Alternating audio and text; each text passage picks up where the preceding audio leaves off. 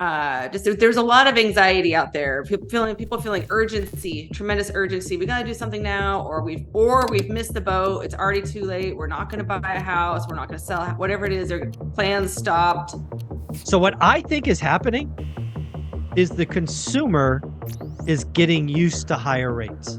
And everybody asking about Airbnb. So those Airbnb buyers are out there. I probably had 50 Airbnb buyers come look at this little This cabin. is a supply problem. It's a Supply, definitely supply. And you got to be ready to shift and move and adapt. And that's always what it's like in the real estate business. And that's one of the things I like about it. That was a doubling. That hurt. That stopped everything. Alrighty, folks. Every Tuesday, we get the honor of speaking with a top 1% agent in the country, the one and only Beth Traverso. How you doing, Beth? I'm doing great, Mike. Thanks so much for having me back here. It's always a highlight of my week, and thank you. Absolutely. I don't know if you've seen it, but I published the current draft agenda for our event in February. I heard that this morning. So I always listen to the morning financial news, the daily financial news when I'm on my morning rounds. And I heard that and I was like, oh, great. Yep. Like, Yep. oh, You're and then I was speaking like, day oh, I'm one. following Adrian Hernandez. How am I going to do that? But that's good. He'll get people jazzed up post lunch, so I'm happy about that. And Adrian, I'm looking forward to it. So yeah, going to be a great event. I appreciate you flying out. Your husband's coming, so we get to meet him as well. Yes. Yeah, he'll be there too. So he and Olivia can chat, That's right. They can chat in the back. We'll have to get the spouses together too. So that's cool. There you go. Yeah. Well, I actually want to talk about the real estate market because I don't know if you've heard, but interest rates are 8% for a lot of buyers now. And I'm going to guess that 8% is just like 6% back in August, and the world has stopped. Nobody is buying. We should just shut the doors and wait for rates to fall. Is that what's going on? I hate to burst anybody's bubble, but that is not what I'm seeing, at least so far. It's really different because like we had chat about back in the summer of 2022 when rates started skyrocketing was like hitting a brick wall at 100 miles an hour. There was panic in the streets almost, it felt like. And sellers and buyers were extremely there's a lot of anxiety out there. People feeling urgency, tremendous urgency. We got to do something now, or we've missed the boat. It's already too late. We're not going to buy a house. We're not going to sell whatever it is. Their plans stopped. People waiting. People wanting to know, is the bottom going to fall out? And that's was probably the biggest thing. Was nobody wanted to buy if they thought the bottom was going to fall out, even if they still could afford it at the higher rates. And then we saw that when it hit 7, it did slow things down a bit and people were waiting. But the chatter I was hearing at that time was about rates are going to come down. If we just hang around a little while, rates are going to come down. How many times did we hear that? Yeah, buy the house, date the rate. Months, and they marry the house, date the rate. I haven't heard that much in a while. It was popular for a long time. It's catchy, but but yeah, there's some flaws with that. There's some truth to it. I think if it's comfortable for you at a higher rate and you can afford it and the numbers work for your budget or your investing plans, then do it. But if they don't do it, waiting for something that we have no control over in the future happening. So, but now it's been you know more than me how long, it's better than I do how long it's been. It's been over a year. It's been quite some time since we've had these higher interest rates. So yeah, I think it's really weird that you bring, because again, I didn't know where this conversation was going, because I remember our conversations when we hit 6 the first time. Michael, nobody's going to open houses. Michael, sellers are actively talking about large price reductions. There was fear on both sides. Yeah. Fast forward, rates go up, they come down. The market kind of heals itself. The market goes past 6%, doesn't skip a beat the second time. We hit 7%, the market slows down again. But unlike 6, where there was fear of the bottom falling out, 7 was more like that hurts. It didn't stop. It didn't stop. It paused.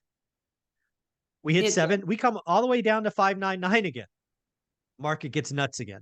It did. We raced past 6. Now we race past 7. Now, for a lot of people, they're in 8. So what I think is happening is the consumer is getting used to higher rates. They're acclimated to it at this point. Yeah. And nobody here that I'm seeing that's looking to buy now is expecting rates to drop in any significant way. They've accepted that we're not going to be at 3, 4, 5, probably even It's gone. maybe It's not even it's 6 for quite some not a time. consideration. Exactly. Yeah. Life has gone on. These buyers weren't shopping back then. So it's just kind of people forget quickly. Or if they weren't shopping most people do house shopping for a specific set period of time. It might be, I don't know what it is on average. I would guess probably around 3 months or so, 3 or 4 more or months, less, and depending on the person. But they're only paying attention during that time. I'm obsessed. You're obsessed. Other people in our community are obsessed, but other people don't dwell on it. They just think about it when they're in the decision-making mode. Yeah. And rates have been high since they've been looking. And the consensus seems to be at this point that it's not going to be coming down in the immediate future. So I remember for a long time, people thought that by the middle of this year, rates would come down, or maybe by the end of this year. Well, maybe it's always next quarter or 6 months from now, or then maybe it will. And honestly, I don't think anybody really knows, but it's not going to be right away. I think we're pretty certain about that. Yeah, so, I agree with you.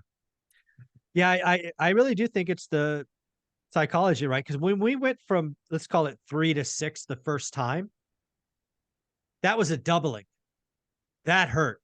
That stopped everything. Then we go from 6 down to a little bit to 7. That's only 12%. 7 versus 6 is 12%. Mm-hmm. You go from 7 to 8, that's like, I don't know, 9%, 11, whatever. It's just the incremental up is not as much. Good point. Yeah. So it's true. I think that's what's happening. I think, again, this is not equal everywhere. No. I'm still seeing luxury most impacted in my market, like the data that I see in Fresno, California, and now I'm starting to poke around Vegas. The luxury market is still stacking up, and there's still opportunity. But darn, if you're a first time or entry level homes and it's move-in ready, it's like, yeah, still got bidding wars. I mean, it's like, I know. wild. And so I have some clients looking in Seattle that we've been encountering bidding wars, and they're at a little over the median. Actually, for Seattle median, they're a decent bit over the median. But even on houses, sometimes we're seeing that have been on the market for months, all of a sudden they're getting multiple offers and selling for over list. That doesn't seem like that should be happening, but it is happening in some cases. And we're seeing very little coming on the market to replace it. So we're finding maybe 1 or 2 houses to see a week.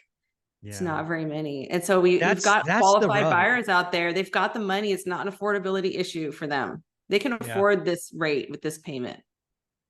And they're competing, and they're starting to get more aggressive with their competition.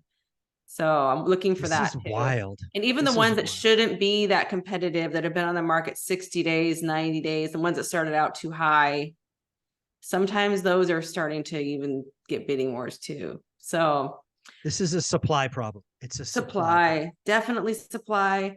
That's been the story of all of 2023, and as I look back years from now, I'm sure I'll be thinking about this time period was the time when Fed broke housing and the supply and demand both were constrained, where it was just almost like a locked market for a while. And I don't think that's going to be changing. We're not seeing a lot.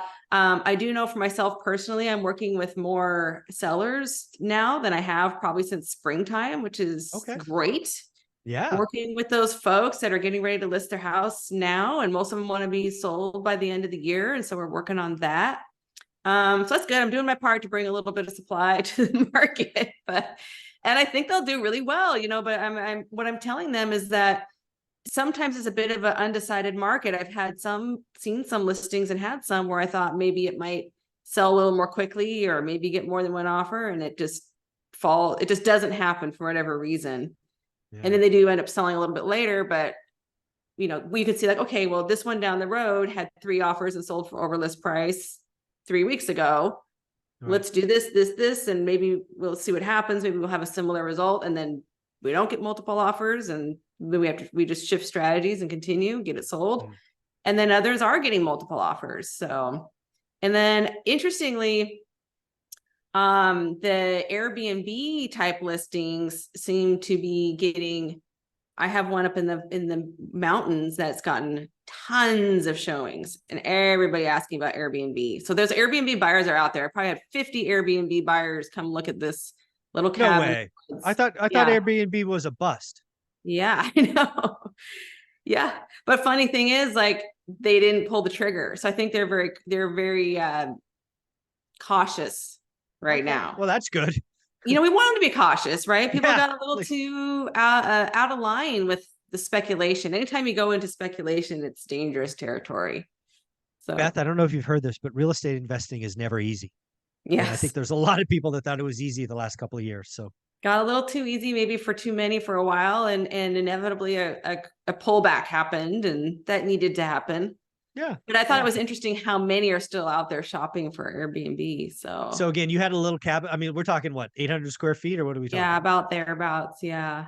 About 800 square, and you had 50 potential Airbnb hosts go, maybe Mhm. this is us. Yeah, but they're still contemplating and still kind of So no maybe offers. circling around. No, but I've been getting, well, actually we did get one today, and there's this any number of people just circling around and asking questions, asking. So it'll be interesting to see how that one turns out. But I like the variety and the fact that things are never the same, because I don't like to get complacent. You got to be ready to shift and move and adapt, and that's always what it's like in the real estate business. And that's one of the things I like about it. Yeah, I think the next 4 to 12 to 18 months is going to be a proving time for a lot of people. We're going to make that topic number 2. Yeah. But before we go there, where can people find Beth Traverso? And most importantly, get a reference to a top 1% agent around the country, because Yeah. birds of So a feather flock together. yes, thank you. I've been a bit of a matchmaker lately, and it's fun connecting people with other great agents in my network. And so I can be found at bethtraversogroup.com, or you can find me on Facebook or Instagram and message me there, and happy to chat. Awesome. Thank you so much. Thank you.